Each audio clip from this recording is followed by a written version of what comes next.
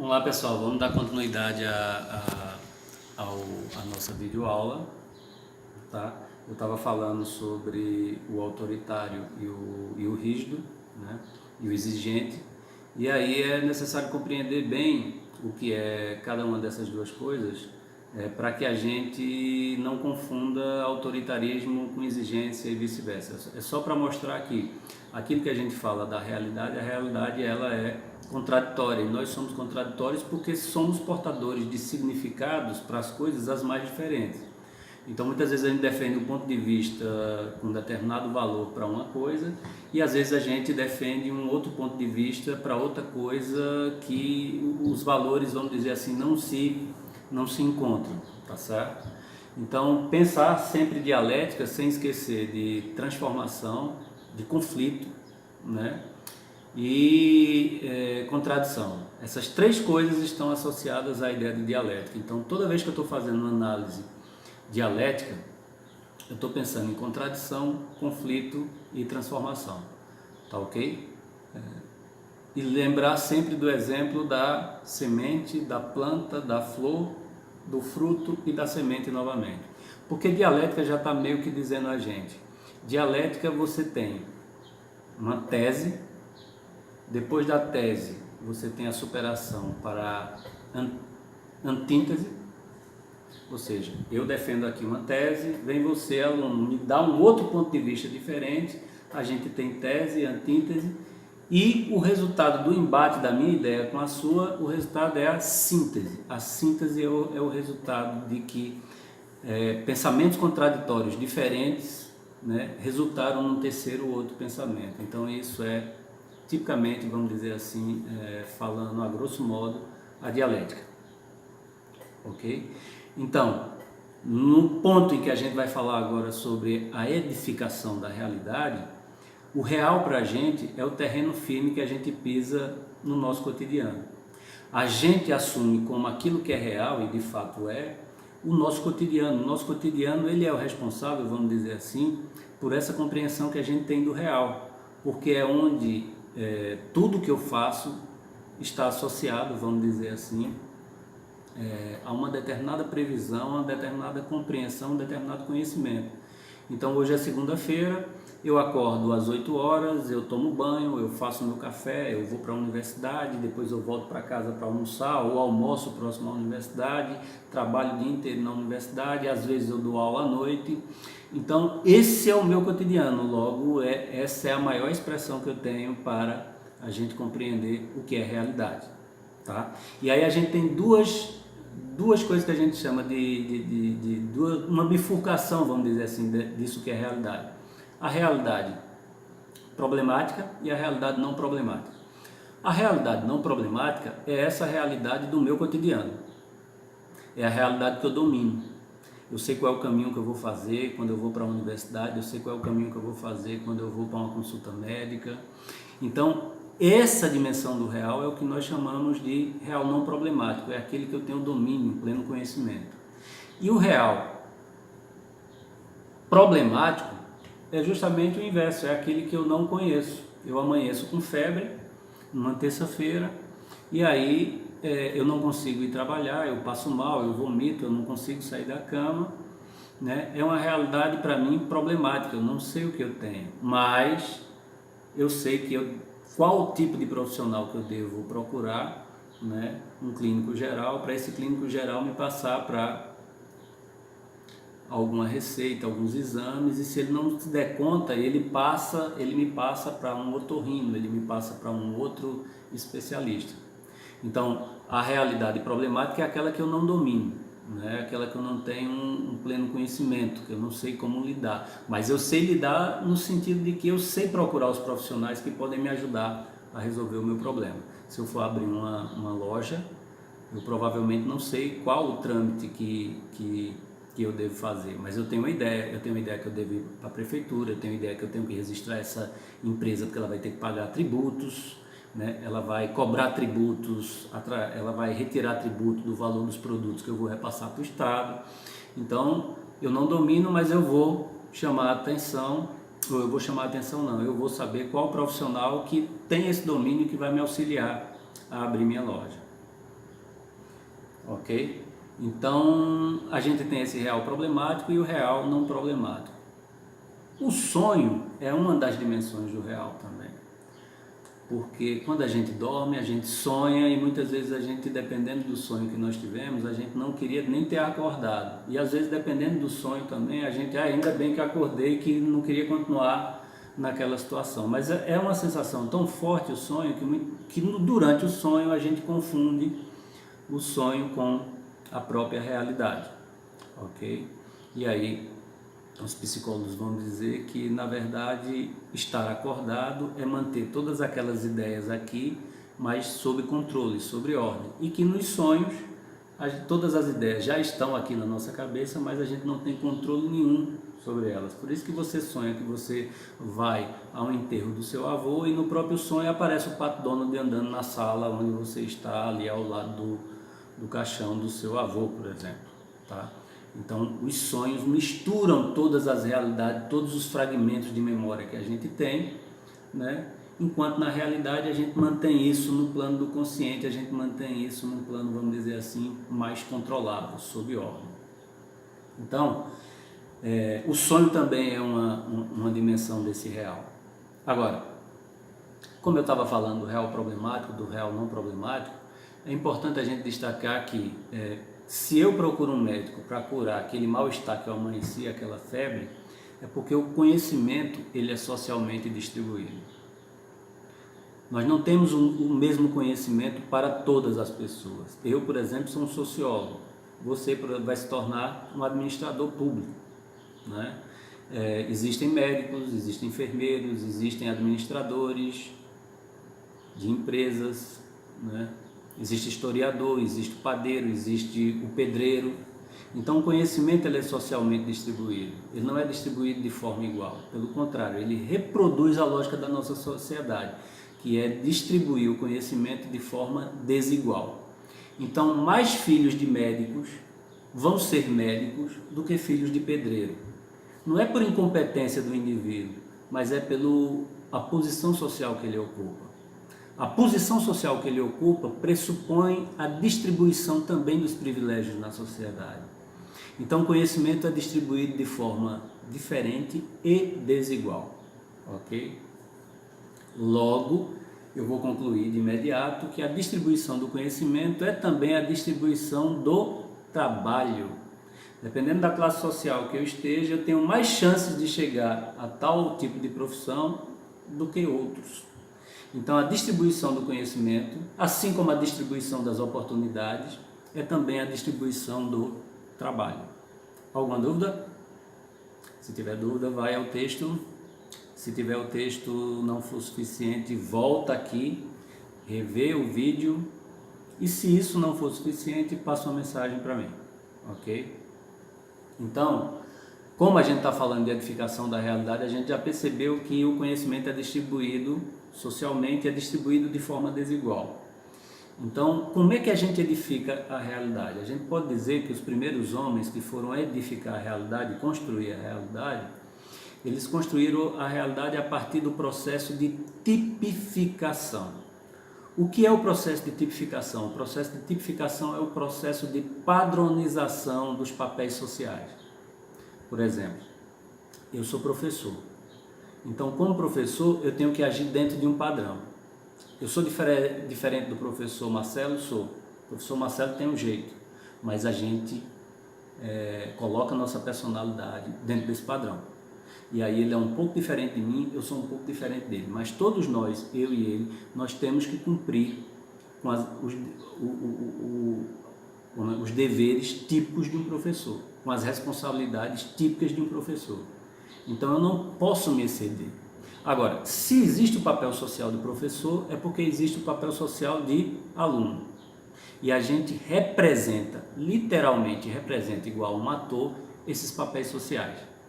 Então, quando eu estou em sala de aula ou quando eu estou na universidade, eu sou professor, eu represento esse papel. Esse papel vem com a característica, vamos dizer assim, com a padronização que permite com que eu possa me relacionar com alunos que eu nem conheço, eu possa me relacionar de forma tranquila, porque a gente vai agir dentro de um padrão de expectativa que existe relacionado ao papel de professor e ao papel de aluno. Então o aluno vai chegar na sala sem nunca ter me visto e vai se relacionar comigo por esse padrão específico, né, de relacionamento, de expectativas que nós temos de como agir dentro desse papel. Então o papel ele vai existir independente do indivíduo. Então eu vou ser professor, me torno professor, no primeiro dia de aula eu vou agir como professor e o aluno no primeiro dia de aula vai agir como aluno. Quando eu saio da universidade à noite e vou para casa, quando eu chego em casa e encontro a minha esposa, por exemplo, eu não vou agir com ela como professor. Eu já entro em outro papel social. Não faz sentido eu chegar em casa à noite e olhar para ela e dizer, você leu o texto, o que é realidade? Não faz o menor sentido. O que é que eu vou fazer? Eu vou agir com ela dentro de um padrão do papel de marido. E aí já tem outro significado, outras emoções relacionadas a esse papel social. Ok? Então, isso é o que nós chamamos de tipificação. E aí por diante, quando eu entro numa loja para comprar um produto, eu já entro imbuído do papel de consumidor. Eu vou agir como consumidor e o vendedor da loja vai agir como vendedor. Ainda que na casa dele ele seja pai, ele seja, como é que se diz, irmão, ele seja filho. Cada um desses papéis sociais existem uma padronização de estereótipos, de comportamentos que a gente lida com eles no dia a dia. Ok? Então, o processo que a gente cria a realidade de edificação da realidade é a tipificação. A gente tipifica os papéis e aí a gente constrói isso que nós chamamos de estrutura social. Você tem um reitor na universidade, você tem os pró-reitores, você tem os diretores, depois os coordenadores, depois os professores e por aí vai. A gente podia pensar no organograma de uma empresa, de uma prefeitura e por aí vai. Isso é a estrutura social. A estrutura social é a posição que a gente ocupa dentro da sociedade. E a posição que a gente ocupa dentro da sociedade envolve status, prestígio e riqueza. Ok? Então, a posição que eu ocupo dentro da sociedade é o que eu chamo de status social. E esse status social está dentro da estrutura social. O status social está associado a prestígio, né? A riqueza e por aí vai. Portanto, a gente vai definir estrutura social como a soma das tipificações desses padrões de interação. Ok? Então, por estrutura social, eu vou compreender a soma das tipificações dos padrões de interação. Que dentro desse padrão de interação está o papel de pai, de mãe, está o papel de pai, de filho, está o papel de professor de aluno. Só existe um papel social porque existe o seu vamos dizer assim, o seu complementar ou o seu papel diferente, né? Só existe o de professor porque existe de aluno, só existe de aluno porque existe de professor.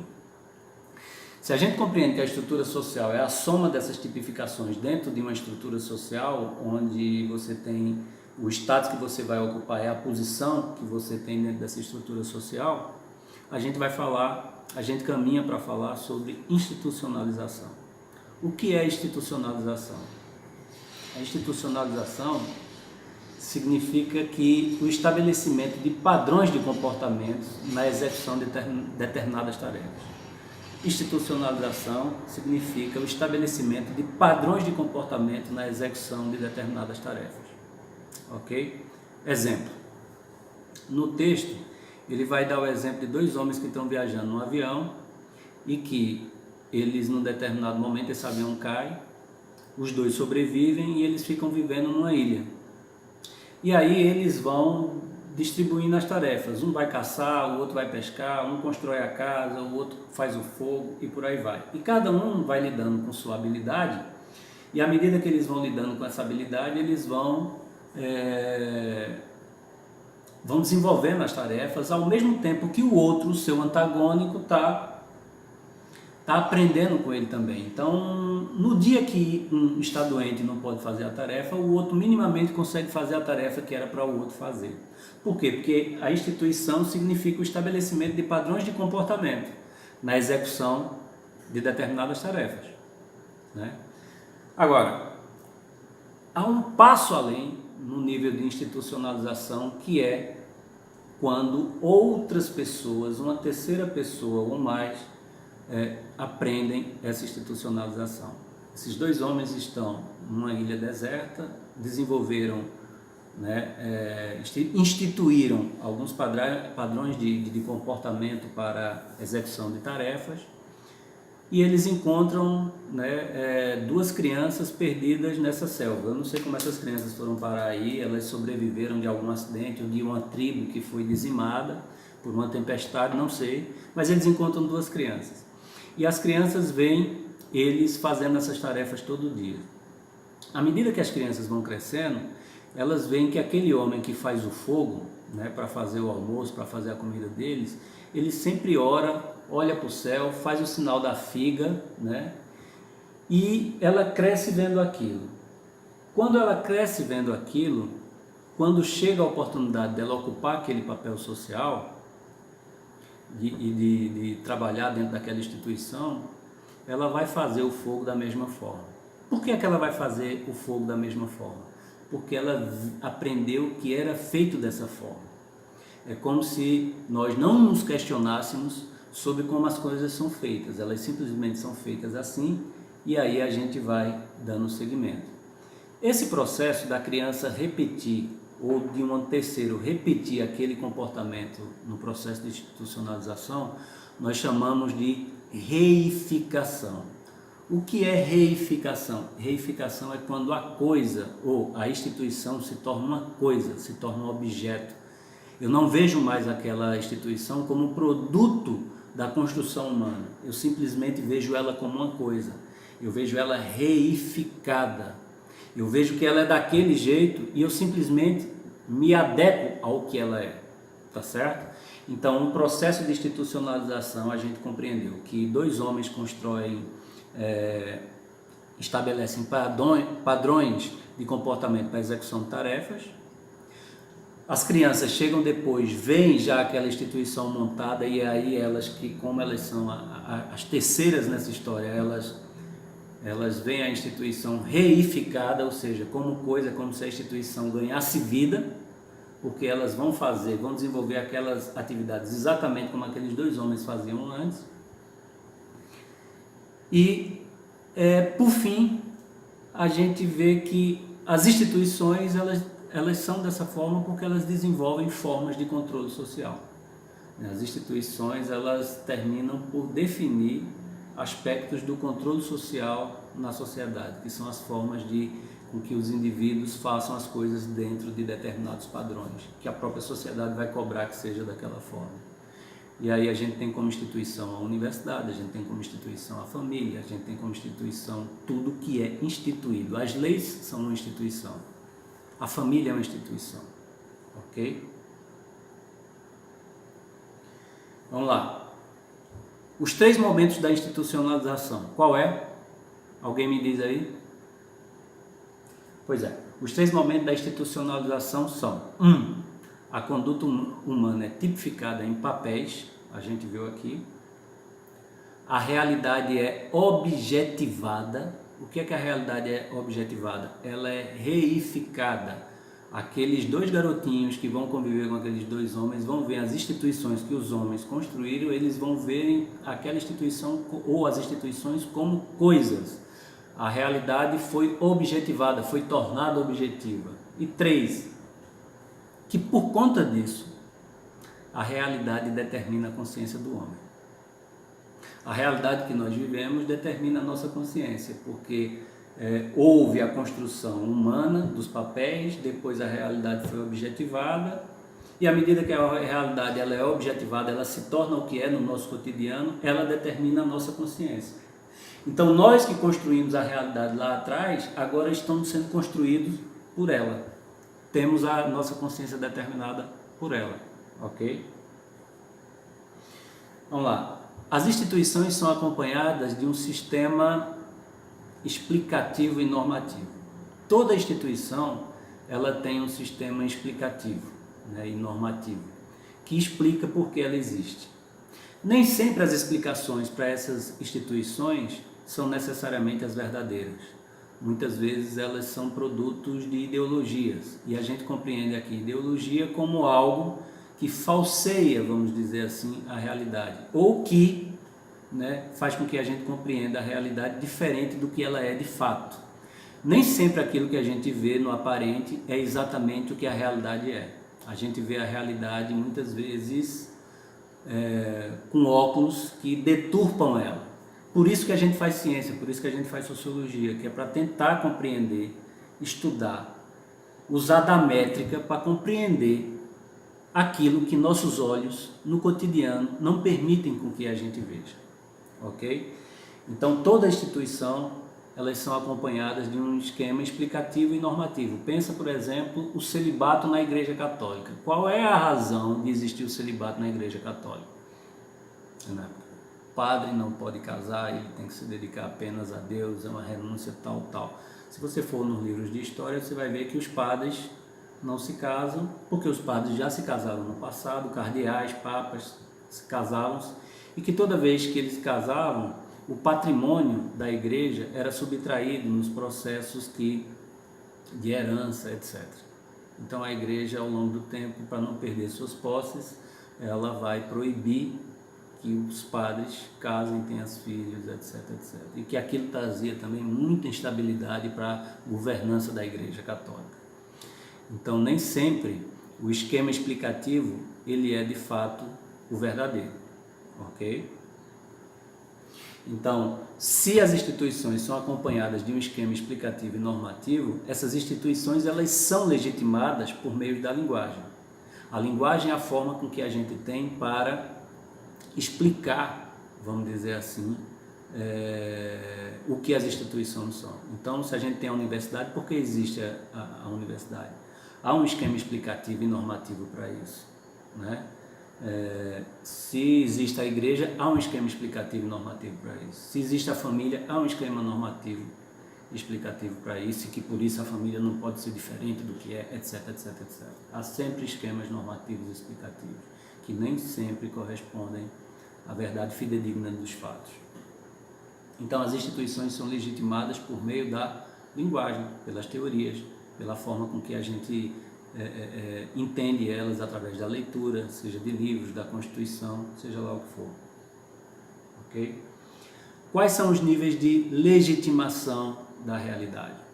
Esses níveis de legitimação eu vou falar no próximo vídeo aula, né, porque o tempo está esgotando aqui. Eu vou gravar uma terceira vídeo aula sobre o que é realidade, e aí eu inicio dos níveis de legitimação.